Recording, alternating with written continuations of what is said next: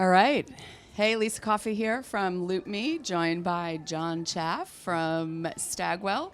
Thanks for having us here today. Absolutely. Thanks for coming. The execution's incredible. So we're really excited you guys are partnering with us. We're so excited to be part of this. Obviously, sports is about performance and outcomes, right? Absolutely. So here we are. And so first question for you. All your agencies are under the Brand Performance Network. Yeah. Tell me about how your clients are asking about performance and actually measuring it for their business. Yeah, so if you look at the kind of the DNA of the Brand Performance Network, is we're kind of changing the game in the way we go to market in terms of bringing brand. We believe that brand and performance need to kind of coexist side by side. So our DNA has really been performance historically. So we are a kind of genetically performance-based organization, and that's how we go to our clients. We go with outcomes. We go with kind of being able to improve their business. It's not necessarily about just driving down price with our partners, but really kind of building the business outcomes for our clients in a more efficient and effective manner. Yeah, it's not just about, it can't be about price, right? No, you ultimately have price. to continue to fill the top of the funnel. What are some of the unique ways you're hearing about this week as far as measuring outcomes and measuring performance? Yeah, I mean, when you look at the fragmentation of the marketplace and how you measure, we really have to start continuing moving to more standardized outcomes and measurements. It's really kind of client dependent though. We have a lot of clients who it may be measuring success may mean effective reach or unique reach or extension of their brand. We have other ones that we're really looking at like cost per visit, cost per outcome, cost per completed view. So there's a lot of different metrics. It really just depends on the type of client and what their objectives are. Now, cost per outcome or trading on outcomes is kind of new and unique. It is. Really, where are you seeing it be successful? So I think a lot of clients these days have really started to look away from the kind of that like where we're trying to move our clients now is really looking away from just looking at pure price when it comes to media and really start guaranteeing against the outcome of what their business goals and objectives are.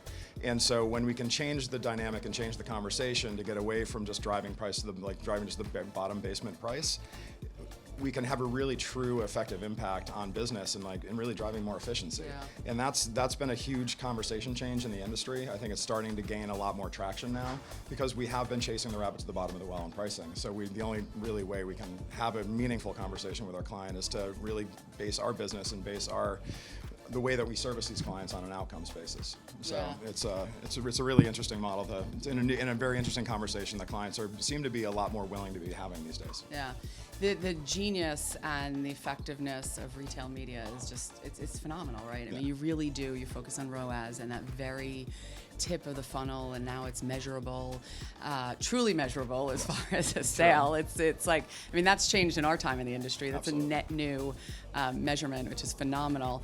How are you, and yet, I think the trend is turning, we're never going to ignore that ROAS no longer, but the trend is moving towards how we're finding net new customers, or Yes. how clients can find net new customers. Yeah. Because if you stay in the same ecosystem all the time, right, you're just dealing with the same people over and over, and so it's really about finding net new customers. What are some of the kind of first-party data ways, or what clients have great ways of finding those net new customers? What are you seeing? Yeah, I mean, I think when you start looking at ID graphs and you start identifying net new customers, I mean, other ways that we found net new customers is we're actually going back into old environments. Like you have a lot of clients and a lot of people who have kind of moved away from news and content. Mm-hmm. And we've actually, at Stagwell, we actually just released a study around the effectiveness and efficiency of the news environments in order to be able to drive net new customers. And what we actually found was not only is it a brand safe environment, but we're looking at anywhere from 10 to 11% incremental audience within those environments that people have kind of stepped away from because of some brand safety concerns and things like that. But I think it's a little bit of a myth now. And to be honest, you're looking at an environment, especially in the news environment, of highly educated, wealthy, a lot of disposable income, and you're actually finding environments where you're getting 10 to 11% net new audience. Yeah. And you talk to any marketer in the world, they're always going to want. I mean, you say I can get you 10% incremental reach they're going to be jumping at those opportunities. So it's one of the ways that we're really trying to lead the conversation at Stagwell to really start to bring these new opportunities to our clients, even if it's going back into more traditional environments that they may have walked away from. I came from the news world, so I'm very happy to see the resurgence, and I think our world needs more good news. So that's really cool. I hadn't heard that, and even like from the traditional standpoint, we always laugh. I'm like, remember the days you're excited when you sold a cover 4? You know? Yeah, exactly. Like, woo! And I was like, inside cover spread, you know. That was innovation. Yeah, absolutely. Love that.